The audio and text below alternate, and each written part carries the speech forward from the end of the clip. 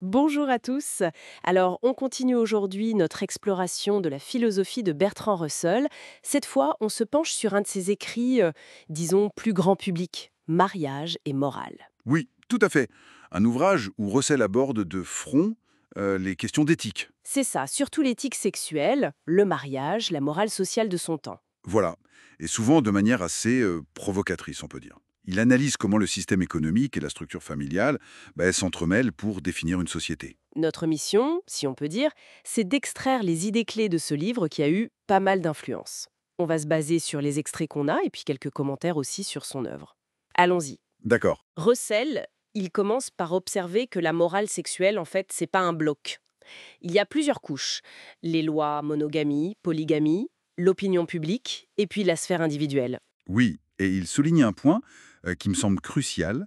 Historiquement, ces morales, ces institutions, elles n'ont jamais vraiment été fondées sur des bases purement rationnelles. Ah oui, Il explore l'évolution de la famille, le rôle de la paternité. Il cite Malinowski, par exemple, sur les Trop-Briandais, qui ignoraient le lien biologique père-enfant. ah, c'est étonnant ça. Oui, mais l'affection paternelle existait quand même.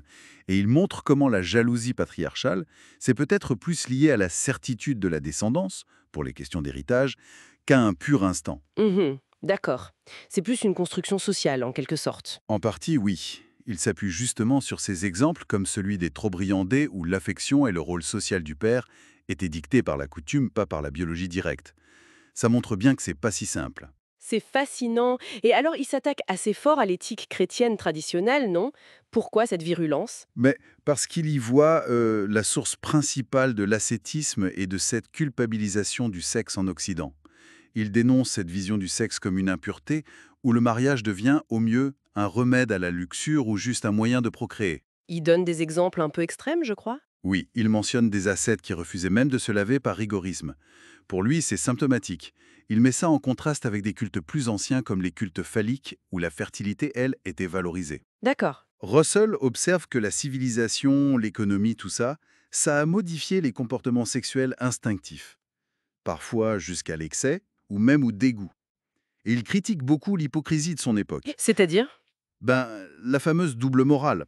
Ouais. Ce qui est toléré pour les hommes ne l'est pas pour les femmes. Une tolérance qui, souvent, reposait sur l'existence de la prostitution d'ailleurs.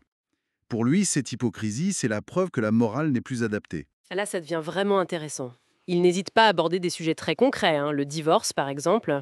Oui, il en parle sans détour. Pour lui, le divorce est parfois nécessaire. Mais attention, ce n'est pas une solution miracle. Il voit aussi les contraceptifs comme un progrès majeur, Ah oui, pourquoi? parce qu'ils permettent de découpler sexe et procréation, de séparer les deux. C'était une idée assez radicale à l'époque quand même. Et il va même plus loin, non? Avec l'eugénisme? Oui, alors ça, c'est un point plus controversé aujourd'hui, évidemment, l'idée de sélectionner les meilleurs parents pour leurs aptitudes. Mais il faut préciser, il insiste bien sur la séparation entre cette sélection reproductive et la liberté des relations affectives, hein. Ce sont deux choses distinctes pour lui. Et l'éducation dans tout ça? Elle a quel rôle? Un rôle central. Il plaide pour une éducation sexuelle rationnelle, débarrassée des tabous. Selon lui, ces tabous brident la curiosité scientifique naturelle des enfants et peuvent même générer des névroses. Un peu comme ce que disait la psychanalyse naissante sur la répression? Exactement, il y a un écho. Il critique aussi la censure, comme la loi Campbell en Angleterre, qui, sous prétexte de protéger la morale, finit par interdire le bon comme le mauvais et empêche l'accès à une information saine. Bon, alors, si on essaye de résumer un peu tout ça, quelle est sa vision pour une morale future? En gros, il plaide pour une morale où l'amour et le bien-être individuel sont au centre. L'amour vrai, hein, qu'il distingue bien du simple rapport sexuel physiologique. D'accord. Il imagine une éthique avec plus de liberté sexuelle, surtout hors procréation, mais où la stabilité familiale resterait importante pour les enfants. Mais il voit quand même des risques à cette plus grande liberté. Il n'est pas naïf, hein? Non, non, il est lucide. Il pointe le danger d'une certaine superficialité dans les relations. Ou pire, une intervention trop forte de l'État qui pourrait remplacer la famille. Ce qui pourrait mener à quoi, selon lui? À l'uniformité ou même à un nationalisme exacerbé si l'État prend trop de place dans l'intime.